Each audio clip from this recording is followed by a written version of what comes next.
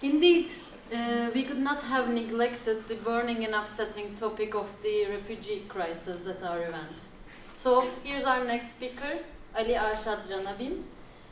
He's from Iraq and he has been living in Belgium as a refugee for the last 6 months.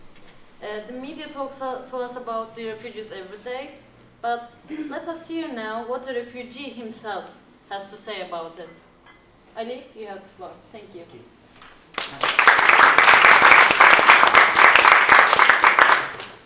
Hello everybody, my name is Ali, I'm from Iraq, I'm a asylum seeker in Belgium for 6 months, more than 6 months for now. I just want to share my story to everyone so you know why we're leaving our country, why we're asking asylum. I'm an agricultural engineer, I'm graduated from Agricultural College, Food Science and Biotechnological Department. I used to work as an IT for a military base, Anbar Operation Command. It's in Al Anbar region, the hot region now, fighting now with Daesh. It started in December 2013, specific the 28th of December 2013. I get a phone call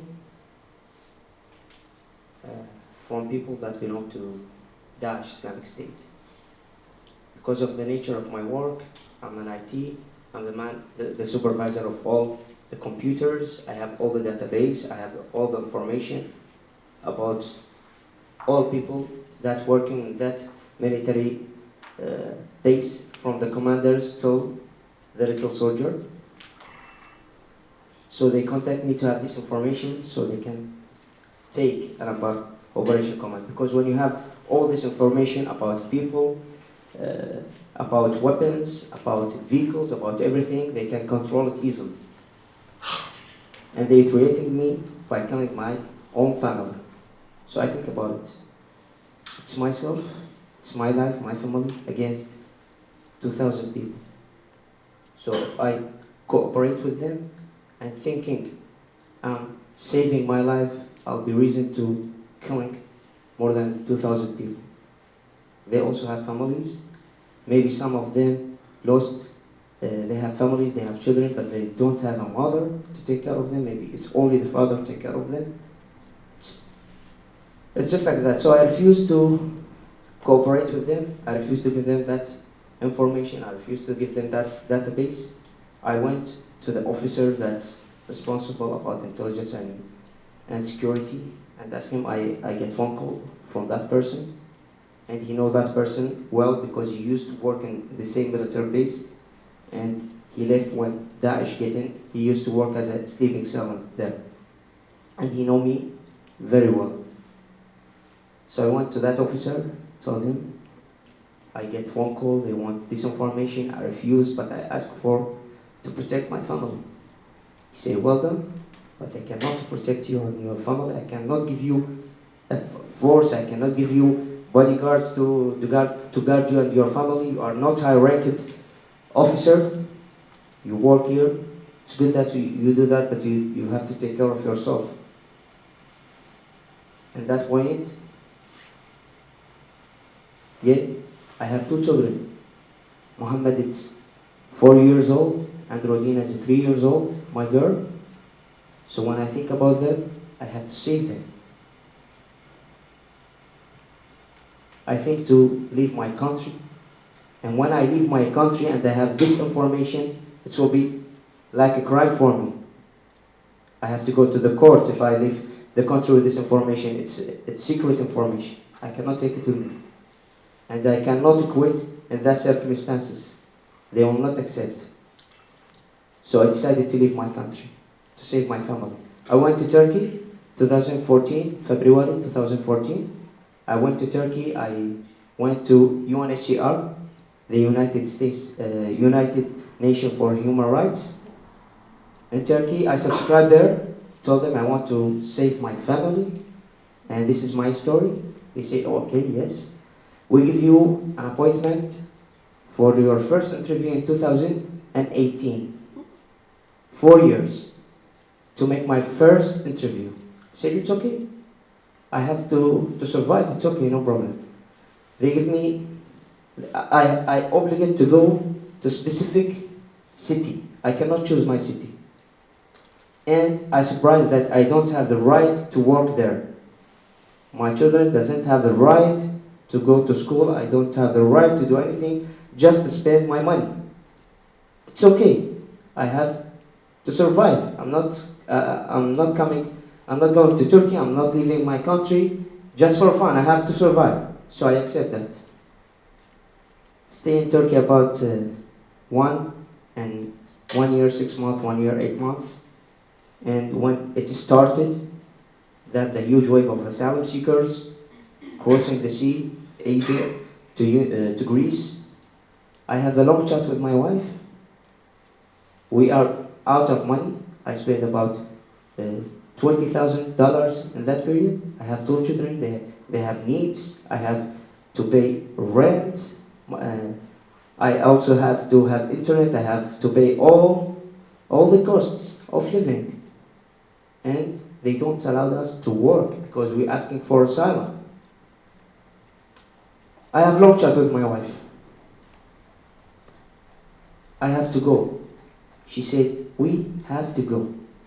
We will go with you. We cannot leave you. I said, okay, but first, let's check the situation. We went to Izmir. Izmir is the place, it's a city in Turkey. It's near to Greece. That's everyone from it to Greece. You find a smuggler there. There is a lot of smugglers. You give him a amount of money, and then he take you by the rubber boat or yacht or everything. We went there and I see the sea, the waves, and I hearing news. Not everything told in the news is true. Many people died there, and no one take care of them. No one even mentioned that. Lots of people died. I told my wife, I cannot do it. I can't take you with you. I can't take you with me. You have to go back to Iraq. It's long enough. 1 year and 6 months to be forgotten. But you cannot go to my home, to my house, because when people saw you coming to my house, it will be big problem. Maybe they will use them to against me. So I told her, my wife, that you have to go 3 days in my parents, 2 days in your sister, and keep it traveling there until I get asylum here. I left Turkey through Greece. There is a rubber boat, and first I go to that smuggler. I told him I want to go to Greece in a yacht, and he said, yacht, it's not possible for now, but there is rubber boats. It's cost $1,500. It's just 15 minutes by sea. It's just 20% with that boat.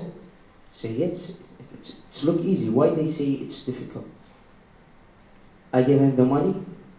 He put us in a van, and when I get in that van, I was surprised. There is more than 45 persons in that small van. So he took us to the point that they know it. No, it's secret. You have to turn off your phone.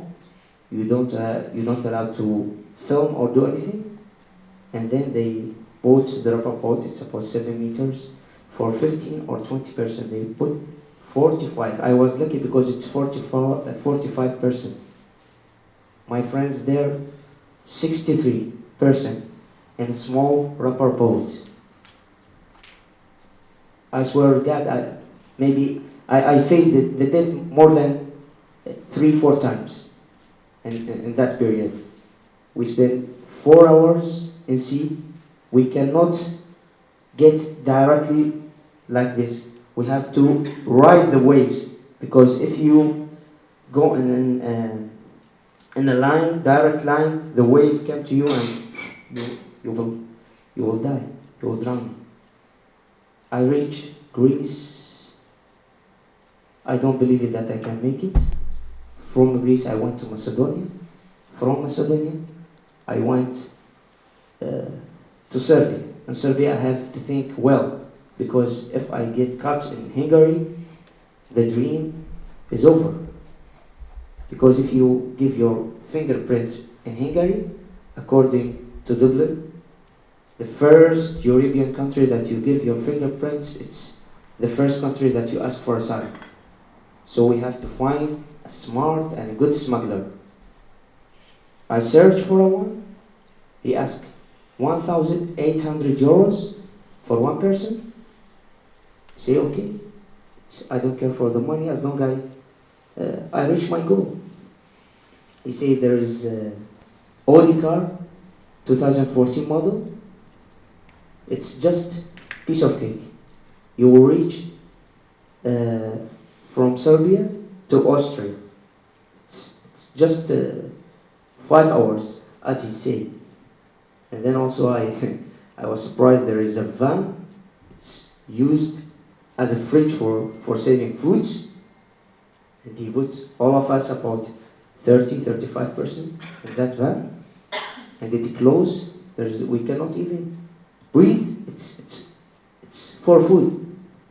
And it's used as a fridge. So some people of us have knives, start to make a holes in that car. Because as you know, there is a lot of people die in these cars. We reach to Namsa, Austria, and then I found another smuggler and I came to Belgium. Why I choose Belgium? In that period of time, I have to search, and it's short time. I have to search for a good country for me and for my children. Belgium has a lot of nationalities here, has 3 languages, official languages. And it also, from the religion, they don't really caring about the religion. Not like German, not like other countries in the European. And also they have good assurance system for healthcare. So I choose Belgium for that reason. And to people thinking that we are economical refugees. In Iraq, I was taking salary about $3,000 per month. I don't pay taxes. We don't have taxes for electricity. We don't have taxes for water. We don't have taxes for cars. We don't have taxes. Education is free. Medical care is free. Everything is free, but we missing safe, to be safe. We are not safe. Maybe all of you went to college and you go to picnic, you go to vacation, you spend your time, but in our time, we spend it with fear. From the time that Saddam Hussein died, he was a dictator, but also when he left, when he died, it started a war. It's between how to say, between families, between the citizens themselves. They invade Shia and they invade Sunnah, and they want each other we start to kill each other, and it's made by politicians, and it's made by other countries. So for me, I came here just to feel safe. As soon as my country feel safe and it's calmed down, I swear I'll leave. Because I left my memories, I left my family, I left everything behind me. So when time comes to serve my country, I'll go back. And I'm not regretting doing this. I spent more than 2 years of my life traveling from here and there, spending money, feeling unsafe. I'm not regretting because I'm sure that I saved more than 2,000 people lives. For that I come here, and I hope I get asylum to reunion with my family.